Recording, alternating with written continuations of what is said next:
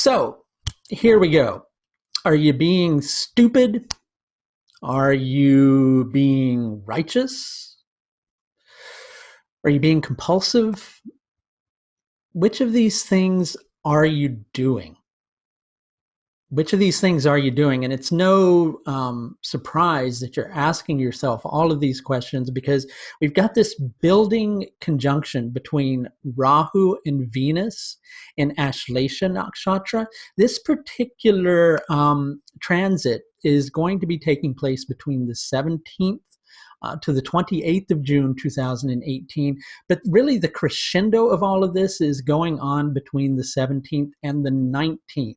At which point on the 19th, Rahu and Venus will exactly conjunct each other, right? So it's kind of got you in this position where you're not really sure if the assertive action that you're thinking about taking is really going to be coming from a place of instability, or whether it's actually coming from good, sound judgment inside of yourself. And it's really hard to tell this because of the level of passion that's built up with this particular transit. And if you want to add to the intensity of this, mixed with Rahu's connection with Venus, we've also got on the other side of the sky, Ketu and Mars conjuncting each other.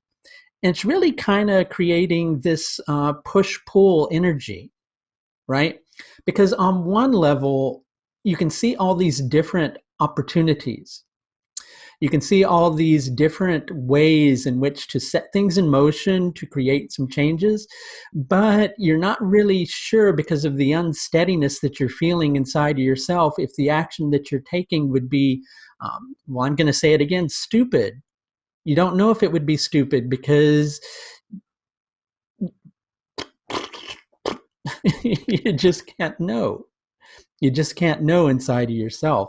And plus, quite often when you find yourself in the position where desire seems to be ruling the show, it makes it even more confusing.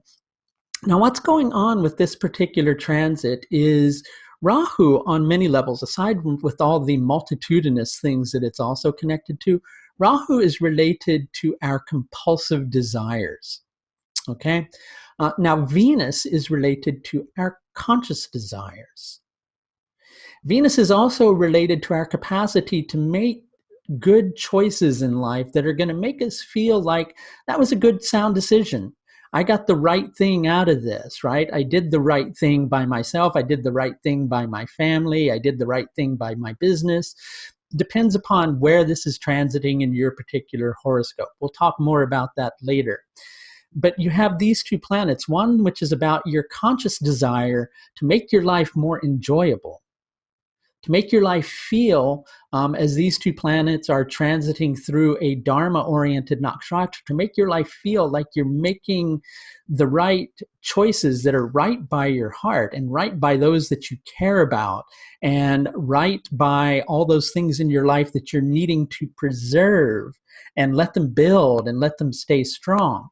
The thing is that Rahu has this tendency to really kind of cloud things and make them confusing, right? And when Rahu comes into contact with Venus, Rahu being a passionate planet itself, we begin to have all these lofty desires that on many levels are perhaps, and I stress the word perhaps, not necessarily realizable.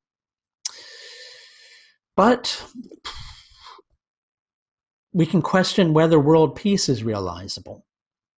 We can question whether pursuing something that feels meaningful to us is really realizable.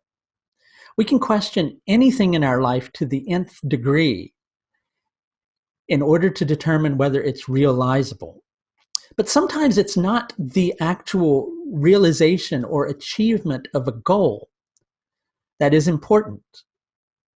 Sometimes it's the pursuance of that goal that is more important on the grand scale of things rather than the minute scale of things. Now, on the minute scale of things, sure, you may be going, I don't know, achieving that particular goal, that's pretty damned important to me right now.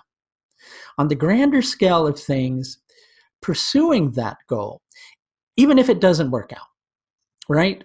Even if it, kind of takes what you judge to be a wrong turn. On the grander scale of things, it's the pursuance of that desire that is going to take you a step closer towards actually resolving stuck energy in your own personal karmic composition, so to speak, and freeing it up. If for no other reason, then it makes you recognize, right, that desire, now that I understand that desire and that it was really just a desire, and now that I haven't been able to achieve it, well, I've actually learned to let go of it. Or now that I have achieved it, it's not really what I thought it was going to be, and so I can let go of it. So if for no other reason than pursuing this desire helps you to learn that that's a desire that you don't need to stay stuck with, perhaps it is a good decision to pursue it. Even if it's just a little bit. Because why? Because you would never know. You would never know. And when things are being driven by dharma or something that seems righteous within us, right? We have to kind of take those steps. Because if we didn't take those steps, we'd be thinking that we would be perhaps being stupid, wouldn't we? Okay, so on the other side of it, you're not sure if what you're picking up on with this situation, which is kind of feeding the information to your heart, that's making your heart go, yeah, this seems right to me. You're not sure if that thing that you're picking up on is just based upon emotion, if it's just based upon impulse, if it's just based upon frustration, if it's just based upon passion, or if you're actually seeing the bigger picture, right? It's like the lens of your psyche is just not clear with it all because the desires are building up too intensely. And so what ends up happening is you find yourself in a position where one part of you is focusing on creating development towards this thing that you're feeling inside of your heart. The other part of you is pretending. The other part of you is pretending, and it's sticking with what it feels to be stable, with what it feels to be the solid and secure and practical choice to make. And because that is happening, and because within that you're not being true to yourself and you're not being true to your life, you're feeling like you're in a position that just doesn't nourish what you feel to be your best interests. And so you're frustrated, right? You're frustrated, and there's a level of intensity that's building up in association with that particular direction. And so then you're going through these little spurts of energy, and with those little spurts of energy, you're going, right, I'm going to assert myself, and I'm going to take this action because it's the right thing to do, right? Even if it seems on a certain level like it's going to be too strong, too hard, or too harsh, even if I'm concerned about the implications that this action may have upon myself, and other people as well, I'm going to take this action. And then you end up sensing a little bit of fallout in association with those particular actions that you've taken. And so then immediately your mind goes, no, that can't be the right thing to do. But who said it was going to be easy, right? Nobody said it was going to be easy. Sometimes, just sometimes, the things that we want, we have to be strong about. Those things that we feel that we need to safeguard, we have to be strong about. Those things that we feel that we really believe in, those things that feel like right, this gives me a sense of dignity. This gives me a sense of feeling like I'm, being the hero in my own personal story rather than being the dullard in somebody else's story, right? Sometimes those particular things mean that we actually have to be the hero or heroine, regardless of, depending upon who's listening to this. Sometimes, those things mean that we actually have to take big steps. Sometimes those things mean that we actually have to confront the fear. And sometimes just that first step that you take along the journey, even though it seems like it's a step that's irreparable, it's a necessary step. Perhaps it is irreparable, but perhaps that thing that you're trying to repair doesn't really need to be repaired anymore. Perhaps it's falling apart because it needs to fall apart. Perhaps you think you're doing something foolish, perhaps you think you're doing something stupid, and perhaps you think you're doing something compulsive when you're not doing any of those things. Perhaps you're doing something because you really care, right? I think that's ultimately where it's coming from. There's something that you really care about. There's somebody that you really care about.